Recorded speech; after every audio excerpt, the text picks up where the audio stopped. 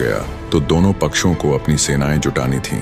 दुर्योधन और अर्जुन दोनों सहायता मांगने के लिए द्वारका पहुंचे, लेकिन जब वे श्री कृष्ण के पास पहुंचे तो कृष्ण विश्राम कर रहे थे। जब श्री कृष्ण जागे तो दोनों ने श्री कृष्ण को अपनी तरफ से युद्ध लड़ने को कहा। यह सुनकर कृष्ण ने कहा, मैं तो किसी एक के ही साथ हो सकता हूँ। अब उन्होंने दोनों को एक कठिन चुनाव दिया। उन्होंने कहा, एक ओर मैं स्वयं हूँ, लेकिन मैं इस युद्ध में कोई शस्त्र नहीं उठाऊंगा, और दूसरी ओर है मेरी नारायणी सेना जो अजेय और अपराजेय है। दुर्योधन नारायणी सेना की शक्ति को अच्छे से जानता था। वह तुरंत बोला, मुझे नारायणी सेना चाहिए। उसे लगा कि एक अकेला निहत्था श्री कृष्ण किसी काम का नहीं, लेकिन अर्जुन मुस्कुराए और बोले, मुझे आप चाहिए प्रभु।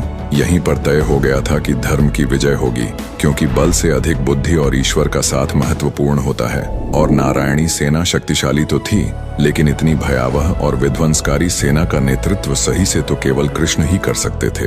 वह कृष्ण के नेतृत्व के बिना अधूरी थी। कहा जाता है कि इस सेना में श्री कृष्ण के 18,000 साथी भी थे, जो सब महान योद्धा थे। महाभारत युद्ध में नारायणी सेना कौरवों की ओर से लड़ी। इनके योद्धा अद्वितीय थे।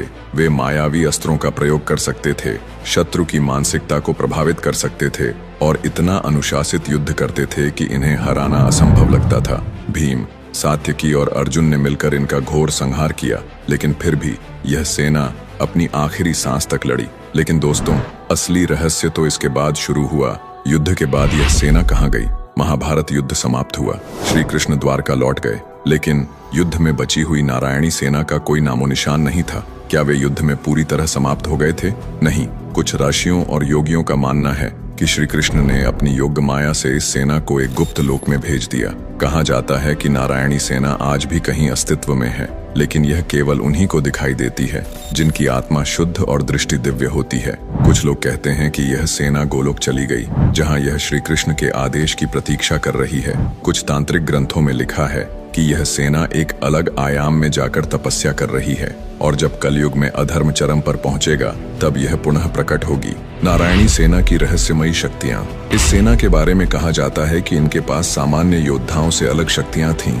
ये दिव्य दृष्टि वालों को ही दिखाई देती थी। ये मन के विचार पढ़ सकते थे और दुश्मनों को भ्रमित कर सकते थे। इन्हें किसी अस्त्र से मारा नहीं जा सकता था, क्योंकि ये योग बल से स्वयं को सुरक्षित कर सकते थे। महाभारत के बाद कई साधकों ने नारायणी सेना के अस्तित्व का दावा किया। कई तांत्रिक ग्रंथों में इस सेना के पुनः प्रकट होने की भविष्यवाणी भी की गई है। क्या कलयुग में नारायणी सेना लौटेगी? दोस्तों, अब सबसे बड़ा सवाल, क्या यह सेना कलयुग में फिर से प्रकट होगी? कल की पुराण के अनुसार जब अधर्म अपनी चरम सीमा पर होगा, तब भगवान विष्णु का अंतिम अवतार, कल की अवतार, इस धरती पर प्रकट होंगे, और तब एक महान युद्ध होगा।